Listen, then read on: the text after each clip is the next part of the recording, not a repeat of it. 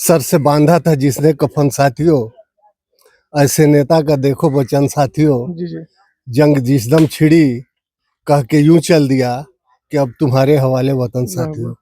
किस सड़क की बात करते हैं? हमारे जैसे नालायक आदमी की बात करते हैं।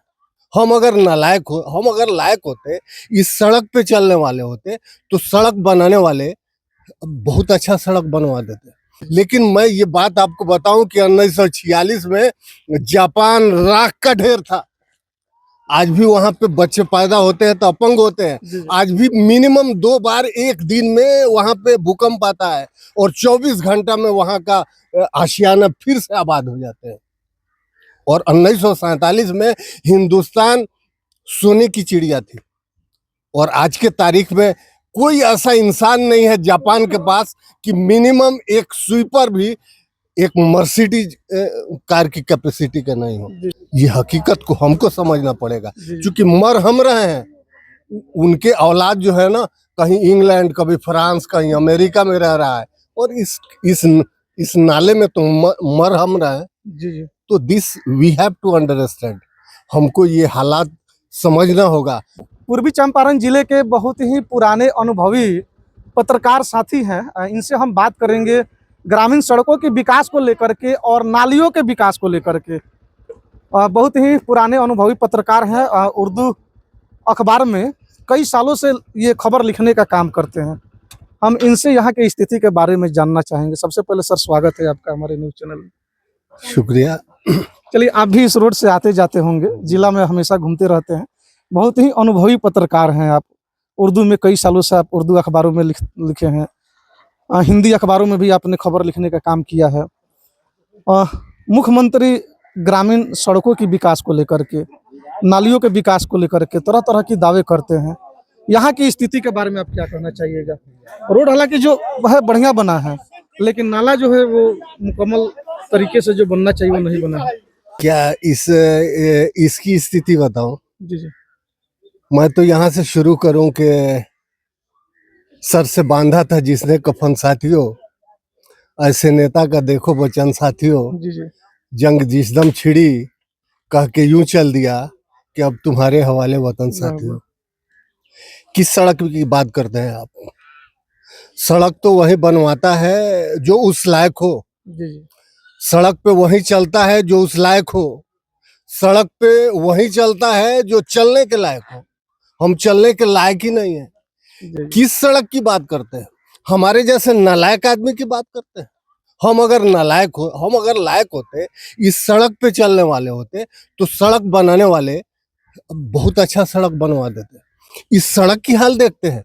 सबसे पहले मेरी हाल तो देखिए कि मेरा हाल क्या है, मेरी सोच क्या है। इस सड़क को देखते हैं आप। अभी इलेक्शन आने वाला है। यही 2 महीना के बाद, 3 महीना के बाद जब भी इलेक्शन आते हैं तो हमको जाति पात नजर आती है। हम सब धर्म में बढ़ जाते हैं। तो ये सड़क कौन बनवाएगा? सड़क पे चलने के लिए ज़हन चाहिए। जापान, सबसे पहले मैं आपको बताऊं कि जापान 1946 में राख का ढेर था। फिर मैं एक बार आपको बता रहा हूँ, आप लोग भी पढ़े लिखे लोग हैं, मैं आपको बता रहा हूँ, ये आवाम जो है ना, ये अनपढ़ है, ये पढ़ी लिखी नहीं, ये नहीं जानती है। लेकिन मैं ये बात आपको बताऊं कि 1946 में जापान राख का ढेर था।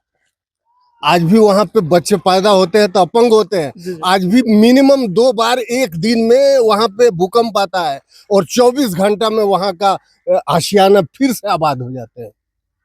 और 1947 में हिंदुस्तान सोने की चिड़िया थी। और आज के तारीख में कोई ऐसा इंसान नहीं है जापान के पास कि मिनिमम एक स्वीपर भी एक मर्सिडीज कार की कैपेसिटी का नहीं हो। और है आप में दम अगर तो ये बता दीजिए कि पूरे हिंदुस्तान एक साइकिल के युग में प्रवेश किया है?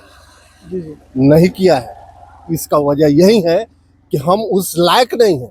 अगर मैं उस लायक होता तो किसी की बाप की जरूरत होती नेता की क्या कि वो यहाँ आ जाता और बलफ दे के चला आता। हमने कहा था बहुत पहले यहाँ के एक एसडीओ साहब के कि एसडीओ साहब अपने वीडियो को थोड़ा सा अपने भाषा में समझा दीजिए, नहीं तो हम उसको हरवाही पाना से समझा देंगे। ये हकीकत को हमको समझना पड़ेगा, जी। क्योंकि मर हम रहे हैं। उनके औलाद जो है ना, कहीं इंग्लैंड, कभी फ्रांस, कहीं अमेरिका में रह रहा है, और इस नाले में तो मर हम रहे हैं। जी जी तो this we have to understand, हमको ये हालात समझना होगा। मुझे मरने के लिए, जीने के लिए मुझे यहीं रहना होगा। उसके लिए ये सड़क किस सड़क की बात करते हैं, किस स्कूल की बात करते हैं, किस विकास की बात करते हैं? आपको नहीं लग रहा है कि इन बच्चों को दिखाइए, आप इन बच्चों को दिखाइए इन बच्चों को। यही यही ये बच्चे इस मुल्क के भविष्य है। यही होना चाहिए। जिस बच्चों के हाथ में आज किताब होनी चाहिए, उस बच्चों के हाथ में आज इस सरहदी इलाके में स्मगलिंग के झोला है। वो तो आपको पता नहीं है कि 10-12 साल से लेके और 70 साल के बूढ़े अगर यहाँ के अगर स्मगलिंग से अपने पेट को नहीं पाले तो यहाँ कुछ नहीं होगा। क्या इस सड़क की बात करते हैं आप?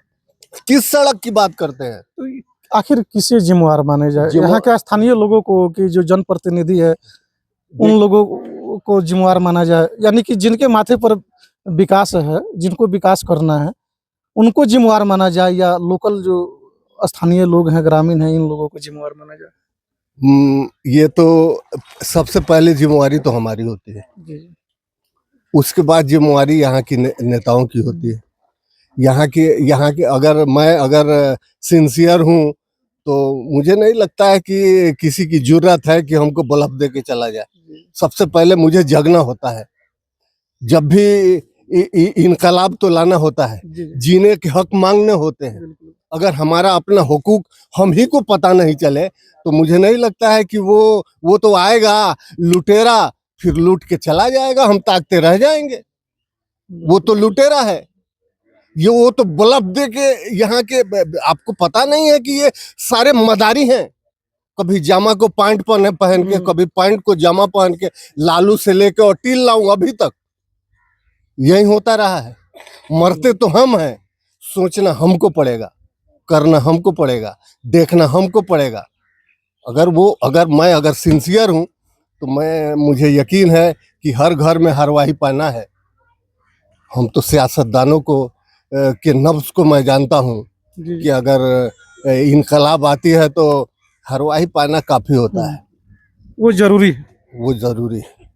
चलिए, हाँ, ये थे बहुत ही पुराने वरिष्ठ पत्रकार साथी, और चूंकि ये इत्तेफाक से इनसे हमारी मुलाकात हो गई और इसकी स्थिति को लेकर के, रोड की जो दुर्दशा है इसकी स्थिति को लेकर के हमने इनसे बातें छेड़ दी। हालांकि यहाँ के जो लोकल लोग हैं, लोकल लोगों से भी हम बात करेंगे।